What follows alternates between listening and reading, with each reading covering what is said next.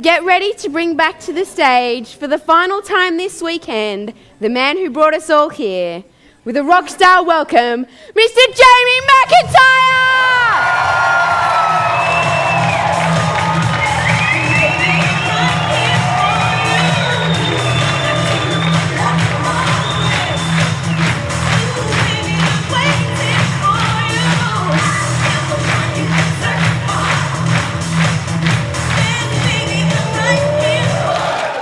Grab a seat, feeling great. How you all doing out there?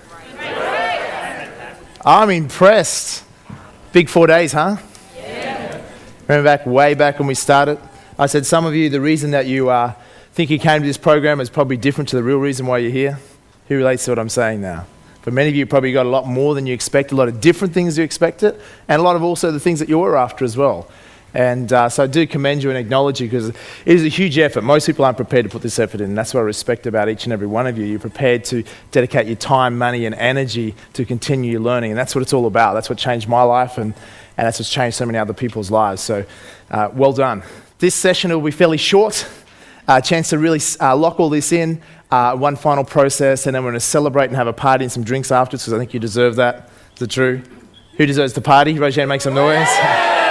After this effort, you definitely want to, because in life it's so critical. We're talking about, I think Craig was talking about it, remember, way back on Saturday morning, about the seventh need is the need to celebrate. I think it's so critical because so many people achieve so much in their life, especially high achievers, but then they forget to actually reward themselves. Celebration is really think of any excuse to celebrate. That's what you really want. And setting up those rewards and those personal rewards and really makes a life worth living and a life worth celebrating. So remember to do that. So what I'm going to do, you'll promise one final strategy to be taught in this session. And that was about the billionaire strategy. But I'm figuring most of you probably learned everything you need to learn now, so we can skip over that if you want, or do you want me to I can teach it probably, how to be a billionaire in probably 15 minutes flat if you want. Who would like the fast? Okay. So I'll teach you that strategy very quickly, then we'll do one final process to lock all this in. And then we'll celebrate tonight. Because really this is the beginning of the journey for you. The next 90 days are crucial. Momentum is, jot this down, momentum is everything. That's what you're really after. And so by taking massive action that you've been taking, the next 90 days you can get a lot of momentum. Some of you in the room will be able to completely replace your income and not have to work within 90 days from now. Some of you learned enough strategies already. You know, with the equity got you behind you, renting shares or some other things you can do fairly conservatively with your equity and certainly supplement or replace your income. True? And some of you already have done that. So that for most people, that's hugely exciting. Others of you are in a position where you probably have to do a little bit more work before you can get into that, or you're doing a different particular strategy, so it might take longer. Depends what strategy you're using and what you're planning. But obviously you've got, as I said, you have what we call a quality problem now. Is that true? Some of you, before you found out about 20th century, was like, I hope there's just at least one way to become wealthy. Now you've discovered that there's too many bloody ways to become wealthy, and then which way do I do? Okay, can I do all of the strategies, or can I do more than one, or should I just stick to one? And that's some of the questions that you've probably got right now. And I guess there's no right or wrong answer. It's really up to you. It's your life.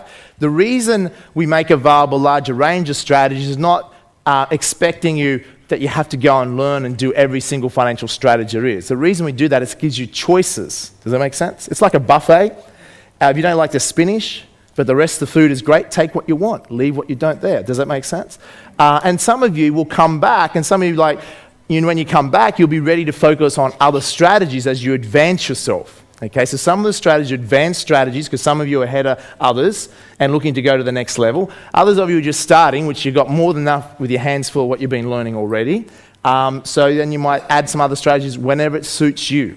Okay, can you do more than one strategy at once? The answer is yes.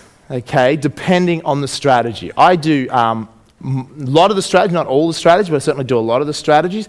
Some strategies I do that are passive. In a sense, I do stuff with Justin, as you heard Justin speak today. What I love about that is passive. It doesn't take up my time. So I can put a few $1 million in the market, leverage it, protect it, and away you go. So that doesn't take up my time. Real estate, I do. That's fairly passive, because once you've got the property and got the finance, well, then you've got a property manager, and it's pretty much hands off. Okay, so once you got up and running, well, then you can then free up your time. Shares, depending on the strategy that you do, like for share renting, once you've got your head around it, the first few months you're spending a lot more time on it, getting your head. Once you've pretty much learnt it, then really it is 5 minutes a month, effectively. And then you're like, well, once you've got that under control, you've got more time on your hands, then you might go, what else can I do? We teach internet and business, which you get access to that if you haven't done that. That's throughout the year. You can attend in different locations, and that's to teach people they want to then develop some other incomes. I think Lou talked to you about how she has multiple incomes on the internet, and we've helped many members be able to generate very large incomes on the internet, and I'll tell you a little bit about that in just a moment. So there's a lot of different things that you can do. Then you can do the more advanced share strategies, which is really just turbocharging what you do. You know, some of you love to do e-minis, is that true? You like to not sleep at night or something? Some of you love CFDs, and CFDs become very popular, what Daniel would have talked about. Some of you into commodities, Forex. You know, Forex is probably a very fast emerging trend that because of technology, it's now, once again, these are strategies that are only available to high net worth individuals are becoming more available for the masses or certainly middle class. And so you can actually tap in and access these things. And so it's giving you, I guess, more opportunity. The world has changed and it's giving us a lot more opportunity. So we live in a pretty exciting time in history, don't you think? Yeah. And we live in a pretty exciting country. You know, Australia and New Zealand, we're very blessed down here. So we're very fortunate that you have, it's realistic for the average person if they're willing to put the effort in over time to do quite well. So you have a lot of choices there. There is no right or wrong answer, what strategy you should do, how many you should do, but pace yourself. Do what suits you, what works for you. What a lot of couples do is that why they come to the events together is one of the couple might do one particular strategy and the other half might do a different strategy. That way, as a team, they're able to do more things. Making sense? And that sometimes works well. So if you haven't been able to have your spouse along to the event, it's certainly great to be able to send them along sometime or ideally revisit with them. Who, raise your hand if you're a revisitor in the room? Raise your hand as a revisitor? Give these people a huge hand, by the way. As I said, it's not because they failed the first time that they were told they had to come back. But it's an opportunity now. Does anyone, one of the revisitors, you want to share just quickly what your experience has been maybe the second time around versus the first time? Anyone want to share? Yeah, we'll just hear from two people. Just bring the mics quickly. We're just here in the second last row there. Give me a hand. So, Paul, when did you do the first 4-day event? We did it in Brisbane. Okay, early in the year? Early in the year, 6 months ago. And the second time around, we just learned... So the first time is just overwhelming because there's so many things to absorb. The second time is just filled in all the gaps. Yeah. So we learnt so much more this time because we partly knew it, but there's obviously bits and pieces you don't pick up along the way, So yeah. What do you think? Do you think the second time you learned more than the first time, or sort of both? Oh, both. It just filled in the gap. The first time was just blew us apart. Yeah. The second time was just a bit of just made up our minds, and certainly this time it's made realistic, and I certainly know where I'm going now. Yeah. So give him a hand. That's great. And, okay, we'll go over here. Yeah, we'll just see from over here. Give him a hand. So when did you first do the first 4-day? Yeah, my name's Tom. We did our first 4-day September 07. Okay, so a couple of years ago. And where was that? Yeah, Jackie and I came together. And was that in the Gold Coast? Yeah, Gold Coast, the Holiday Inn. That's right, wasn't it? Yeah. And then we brought our youngest son to the next one, which is a couple of months later, also on the Gold Coast. Then we took our eldest son in January to Fiji. Wow. Brilliant. Had to take him somewhere. He's a school teacher, so that fit in with him. If you're having trouble convincing on some people to come and do this event, you always can pick locations like Fiji or Queenstown. It's like it makes it sell. Yeah, it was tough to take him there. Yeah. Totally different to this sort of event. Much smaller. Much less oomph. Much less energy in the crowd. Fiji and Queenstown are much smaller events, so they're more intimate. So you want to do an event with a much smaller audience, it's a different experience. Certainly, Fiji we're not doing this year, but Queenstown is in July next year. And that's my favourite event. It's absolute blast.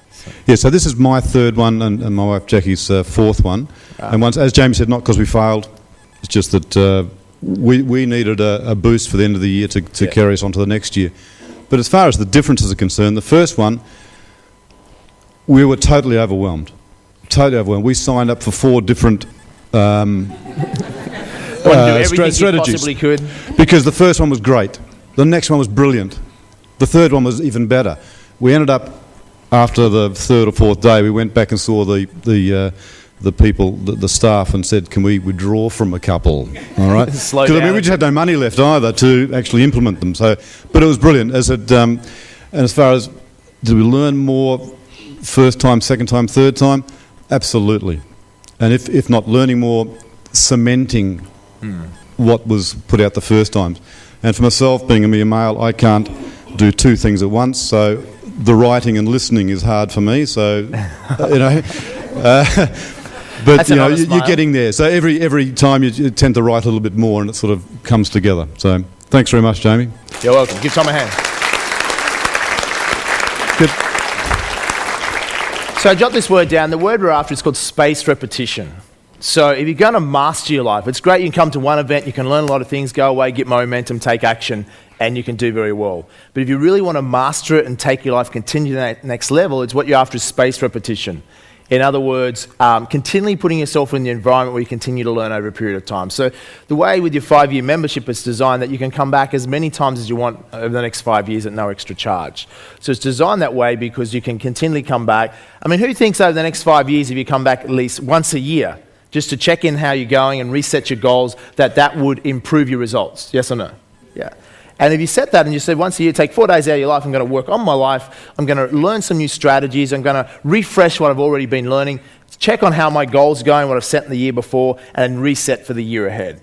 And that can be very powerful to create the environment ongoing, and also to reflect on how far you've come. Because remember the saying I talked about the other day is that most of us overestimate what we can accomplish in 12 months, we will underestimate what we can accomplish in a decade. And sometimes we're hard on ourselves and we think we're not making the progress we want, but when we stop and look back and we go, my God, we've come actually a long way. And you need to give yourself that break and that recognition. Also, the event does slightly change. There's always some different speakers, but even if it's identical, it'll seem different because you'll be in a different space and you'll be focusing on different things. And there's certainly a lot to learn. Is that true? I mean, in each topic we've went through, you could probably go and spend 2 or 3 days on just those topics. And in 4 days, we physically don't have that time, even though we almost try and squeeze it all in. So you're certainly going through a process of what's called accelerated learning. And we're also catering for everyone's at a different level. Okay? What the program is designed is that you've ideally already watched the home study before you get here. And if you've done that, you'll notice you probably have a greater foundation. If you haven't, you'll probably find it is even more overwhelming because there's some things you're trying to catch up with. But the good news is you can just go back and watch the DVDs. And when you do that, it starts to fill in the gaps for you, and it makes a lot of difference. Make sense? Okay, so what I'm going to run through now is how, in 15 minutes flat, world record time, how to become a billionaire. And then we'll do one final process to lock this in. Now, the reason I want to teach you this strategy is really not expecting you to go out there and become a billionaire. For most of you, it'll just be a couple of things to benefit while I'll teach you. One, for many of you, it would just be curious to know. Who'd like to know how billionaires do it, predominantly? Be just curious to know. That's one reason I want to teach you. The second reason I want to teach you is that the idea is to model. If you can replicate, which you can, what they do on a large scale, on a small scale, and maybe make a couple of $1,000 to a couple of $100,000, in some cases a couple of $1 million, would that be worthwhile? Yeah, so we can actually, there's ways now with technology to replicate the concept of what they're actually doing predominantly, to be able to do that. And there's members that have done that. They've made a couple of $100,000s to tens of millions of dollars already from this concept, okay? So it's not just a piece of theory, it's actually, it can be broken down and replicated. And the third thing, and an interesting thing, because I know many of you are share investors or becoming share investors, what I'm going to share with you is really the flip side, the reverse of the share market. So if you're going to become an investor in the market, you really want to know this strategy because it'll make you a better investor, because you'll see how the game is really played and what game you're actually participating in. And I think that's very invaluable. So let me run through it very quickly. Up until about 4 years ago, I had never met a billionaire personally in my life, And I must have put the intention out there to say, look, I really need to start hanging around people who are playing the game at a higher level, so I can continually to learn and take my financial intelligence to a higher level, and also just learn off these guys, because I love learning. And I was introduced to my first billionaire by a good friend of mine in Sydney. And I was invited to lunch, and this guy was from a foreign country, so he didn't speak English. And so they had their translators there. And they were looking to do stuff in Australia, so they were interested in meeting me. And so I had lunch, and I remember having the conversation. And via the translators, they asked me, Jamie, on your current plan, your current financial strategies, how long will it take you to become a billionaire? And I'd never actually thought about that question before. And so I thought, I've never really set it as a goal, never really planned about it, but I thought probably at least 15, 20 years longer, if ever. And he said, why don't you do it in 3 years?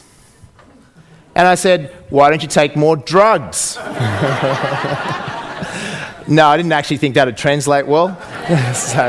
But if this guy wasn't already a billionaire, you just dismiss it. Okay, because that was so far out my belief systems that I couldn't, so far outside my belief system, so then just dismiss it. But this guy had become a billionaire in less than 10 years, okay? So he had a belief system that a lot of things were very possible financially. And he'd also done it, so he had strong references. So it made me thinking, so what I did was plant a seed. And, your reticular activator system. Did Craig talk about that? I think he talked about it with the youth summit downstairs today. Your reticular activator system is very powerful, okay, RAS. And it's that part of you when you set a command or plant a seed, so to speak, of what you might want one day. While you're sleeping at night, throughout the day, 24 hours a day, it's ticking away, looking for any possibility to find that what you are looking for. For instance, if you, ladies, have you ever bought a new dress, say for the Melbourne Cup or for the races or whenever, and then you wear it or you go out somewhere and you start to notice a lot of other women have bought the same goddamn dress. Who's ever noticed that to be true? The dress was probably no more popular now than ever. It's just that you've bought it, your reticular activator system sees it, it's like you now notice it. Now, subconsciously, you notice that dress everywhere you go. It stands out, where it's probably there before, but you never saw anyone wearing it because you never noticed it. Like if you buy a new car, all of a sudden you find, hey, everyone else decided to buy a new car. You think, am I a trendsetter or what? Okay? But because you notice now, things show up. It's just like when you raise your awareness around money, all of a sudden more opportunities start to show up that before were probably there, actually were there, but you didn't actually see or notice. Because now you have greater sensory acuity, you're more awareness. The first step to change is creating awareness. So you're just more aware. Like why does someone like, let's use New Zealand as an example. The richest man in New Zealand is who? Who can tell me? Graham Hart. He's actually one of the richest men in Australasia. And Graham Hart, I think he started off as a mechanic, didn't he? Tow truck driver. Okay? Incredible success story. Now, Graham Hart, New Zealand economy is a fairly small economy, especially if you take the sheep out of it. Okay? There's not much there other than, if you take the sheep out, it's a very small economy. My point is this. I love New Zealand. The point is this, that how come he outperformed so many others as far as wealth? Like same economy, same opportunities as the other 4 million Kiwis, but he achieved so much more financially. Because his reticular activator system was a higher awareness, better strategies too, no doubt, and he noticed things from being a tow truck driver, working all his way up to the huge success that he's had. He also took on a lot more risks than the average person, by far.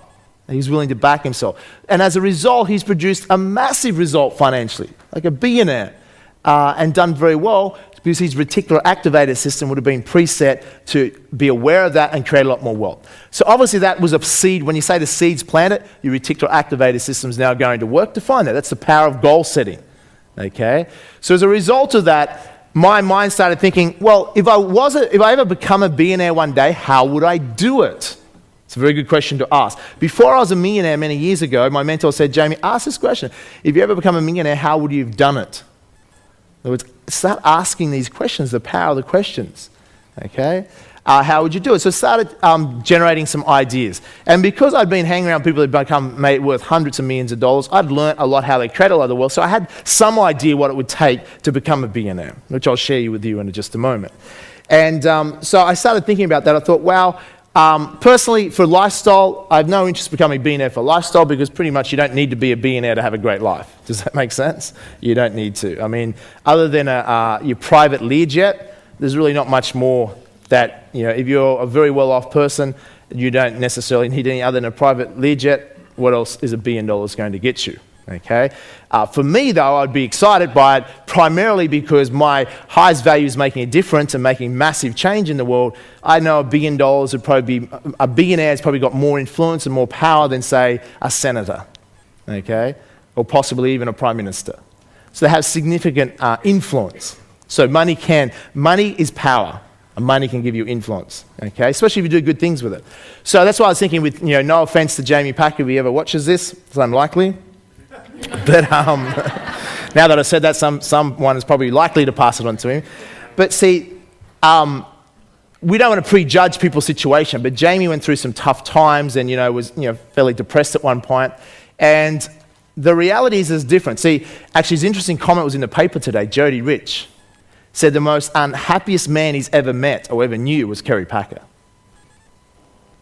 Now, he has some emotion around that because there's been a big bust up with One Tel, and Kerry Packer said, I'll have your left and right, because you lost a lot of money for Packer and Murdoch. So, but it's probably interesting because if you don't have a strong value system and it's not focused on adding value, then it doesn't lead to happiness. You look at someone like Jamie Packer, he inherited $6 to $7 billion. Now, if he was trained or focused and saying, okay, instead of taking on this burden and all this stress and being stressed out and depressed and really struggling with life, he could go, you know what? I'm extremely grateful. I've inherited all this money. I'm going to dedicate my life to service, and with this $7 billion, I can make a massive impact, and I can be so fulfilled for the rest of my life just helping people. This is what I'm saying here. Now, if that was a mind shift and that was the focus, he could be incredibly happy. Is that true? No depression and stress. You still have some stress, but it would disappear largely because he's on a mission and a purpose of higher value.